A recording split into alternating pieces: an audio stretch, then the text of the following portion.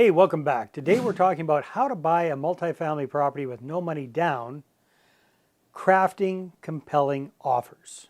All right, so this is another one in our series of how to buy a multifamily property with no money down.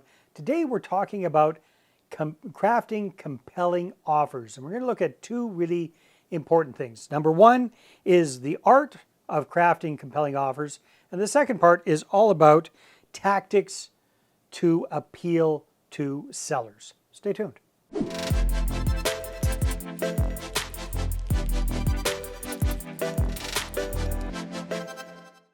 All right, part one is the art of crafting compelling offers. Let's take a look, first of all, at the importance of a really well-crafted offer. This is going to make you look like a serious real estate professional. It's going to get the attention of your seller, obviously, and we need to get them engaged, get their attention in order for us to have a chance, especially of making a creative type of an offer. So we want to make sure that we craft something that's very appealing to them. And then we have to play a little bit of a balancing act between this being appealing for the seller and protecting our butts, covering our assets, right, when it comes to real estate investing. So we need to make sure that our offer is attractive and at the same time it fulfills our needs, because you don't want to get into just any deal because you get creative or owner financing. You want to make sure that it still makes sense for you. The biggest thing is for us to really understand what the seller's motivations are. Why is the seller getting rid of this property at this time? What do they want to get out of it? What is the big picture besides a pot full of cash, right? What are they going to be using that money for?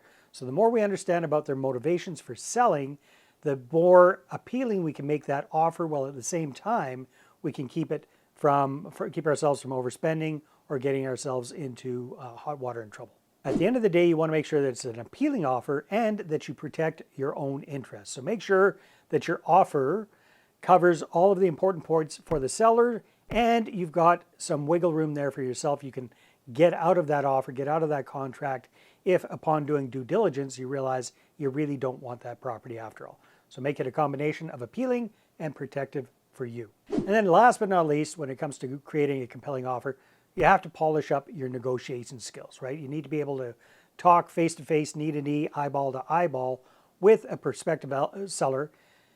Show them that you've got a good offer, negotiate back and forth, and make sure that you don't get bent over the barrel. Make sure that it's a win-win scenario, that they get what they're looking for, but that you also get a good deal at the same time. All right, part number two of all of this is creating offers that really appeal to the seller, because bottom line is that's what we need to do to get our offers accepted. Okay, tactic number one is a competitive price with clear benefits for the seller. So especially if you're looking to create seller financing or creative financing or any kind of terms or favorable conditions for yourself with the offer, you want to make sure that you're not lowballing the seller.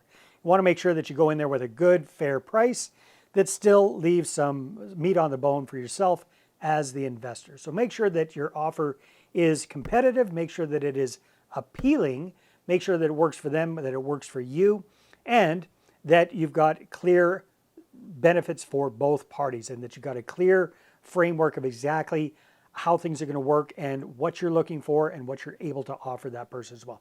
What you're able to offer in the way of flexibility. Perhaps they want to sell it at a specific time in the future, so you can be flexible about the closing dates, or you can be flexible about the terms, how much money they need up front or how much money they need over time, or what the interest rate's going to look like. Again, being flexible and making it a win-win for both of you.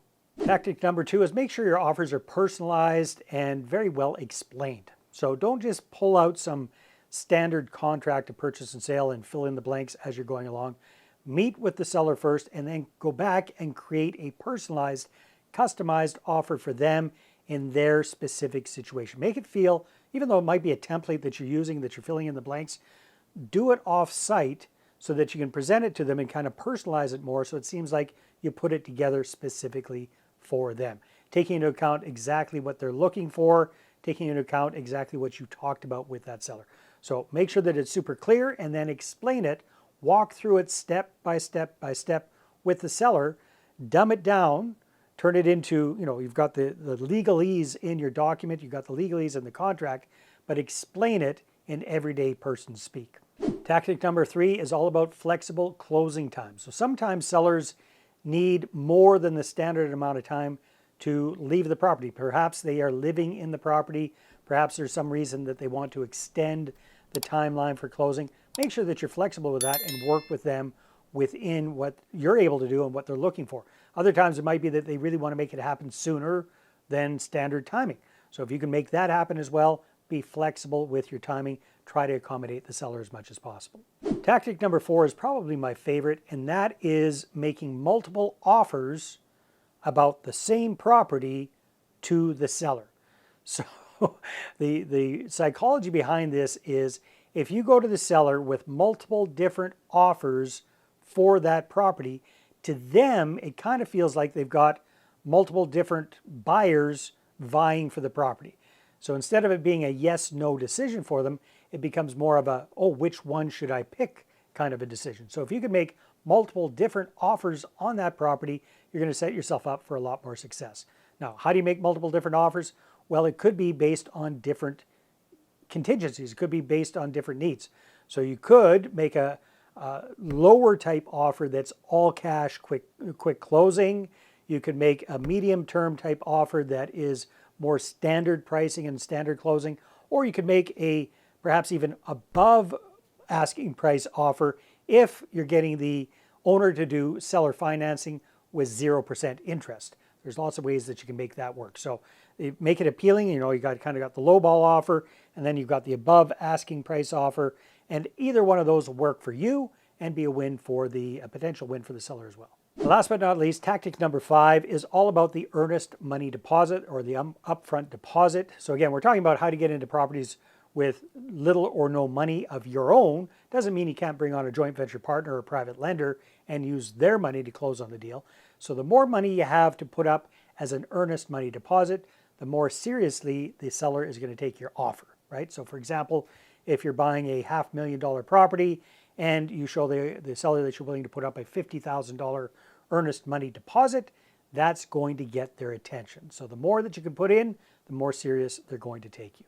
All right, so hopefully you found that helpful. If you're looking for more tips, tricks, and ideas about how to raise private capital so that you can go out and do more deals easier, faster, and better, grab a copy of my book, Money Partner Formula.